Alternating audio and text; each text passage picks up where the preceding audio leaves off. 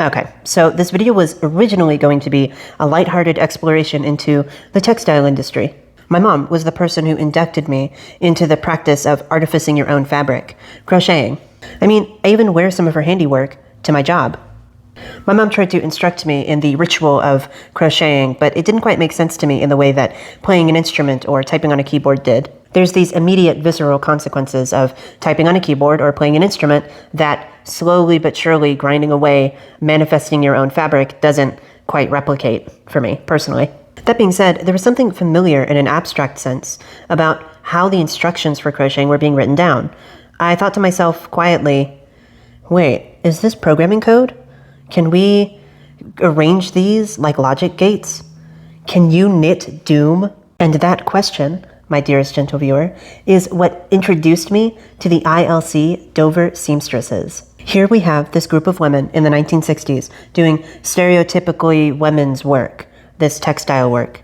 And yet, not only were they fundamental to the engineering of spacesuits, they were also participating in the weaving of copper wire thread, involved in the computers that were taking us to the moon.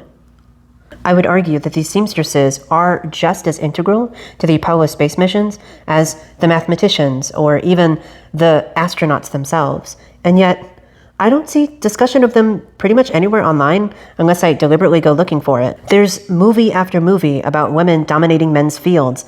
I, Tanya, about a woman in sports, or Hidden Figures, the very same narrative around the Apollo mission, but instead it's women in STEM specifically. But what about women doing stereotypically women's work that were vital to get us to the moon? Why are we not talking about that? And that was what this video was going to be about. It was going to be a big philosophical question. I was even going to incorporate copyright law into the engineering of garments, which is to say, like, how do you engineer a garment? Right. How do you patent a garment? Unfortunately, in my research for those ILC Dover seamstresses, I stumbled across something far worse. This video is going to be about Hank Green and his blatant use of ChatGPT to write his video scripts. Several eons ago, at least in internet time, SciShow made a factually incorrect and condescending video about the science of knitting. This awoke an ancient ire in seamstresses and textile workers across the globe. First things first, Hank Green, do you know how dumb it is to piss off textile workers? Do you think my biological mother is of sound reason and mind? Do you think that she is a calm, rational being?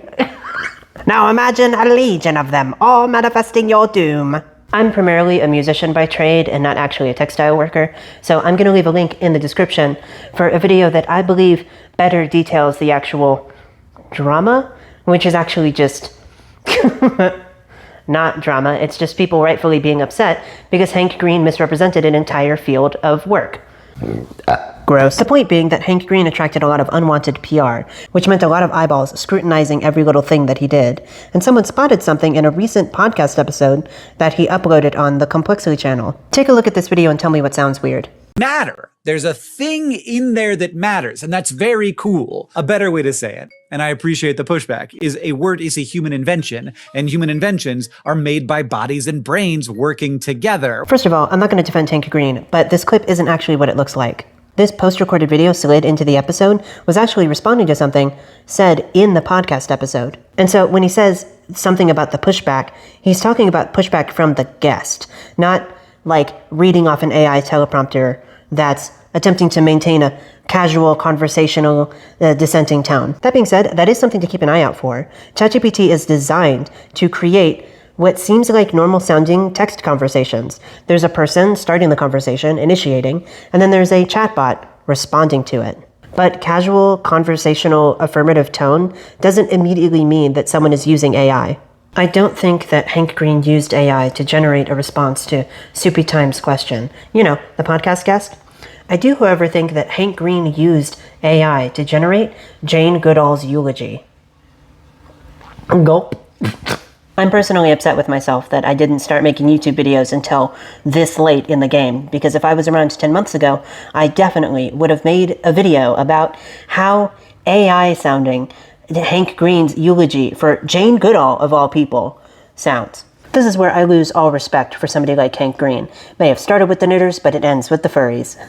I feel like this is going to be a kind of James Somerton type situation where Hank Green, hot off of, battling cancer, is going to be like, oh, it's been really hard to think on my own with the results of chemo, radiation, stuff like that.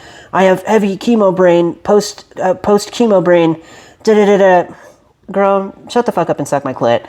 For the viewers who don't know, I am chronically ill, chronically disabled. I have one lung, and, oh wait, where is it? That's the scar for my pacemaker. And yet somehow magically, by simply challenging myself to upload every day for 100 days, my ability to make a YouTube video has skyrocketed. My skill has improved tenfold, and I've not had to rely on AI for any part of my writing process or my creation process. So before Hank Green ever gets to the point of trying to label himself as like, woe is me, a disabled person on the low end, don't even think about it. Don't even think about it. Don't even say anything about chemo brain. Say nothing about chemo brain, okay? If I can make lukewarm videos tearing you to shreds without the use of AI and I'm a single person, I fully expect someone who is the owner of multiple companies to be able to outsource their script writing to a real human being, like a real human person. And like this should not be crazy. I'm not crazy. I think the thing that's breaking my heart about this is the fact that the AI generated Jane Goodall Eulogy isn't hosted on Hank's own private YouTube channel. It's hosted on the Vlogbrothers channel, which is really weird and out of character for the Vlogbrothers brand to have a 10-minute video, like first of all, way over the 4-minute time, which, I know they broke because Hank had cancer, but it's also over the 8-minute timer, which is like, we gotta get them sweet mid-roll ads. Hank Green's video about Jane Goodall isn't just AI generated. It's also desecrating the dead. And honestly, that's vibes. I don't think that Hank Green is any more or less evil than any other white boy tech bro who's generating AI slop. I just think that this one specific example of the Jane Goodall video is so egregious that more people need to be aware of it.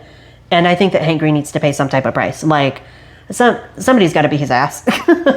Thank you so much for watching this video at the rapid pace that you consumed it at. Check in with me tomorrow where I will be digging up Jane Goodall's grave so I could harvest her teeth. For charm bracelets, of course. Oh my god.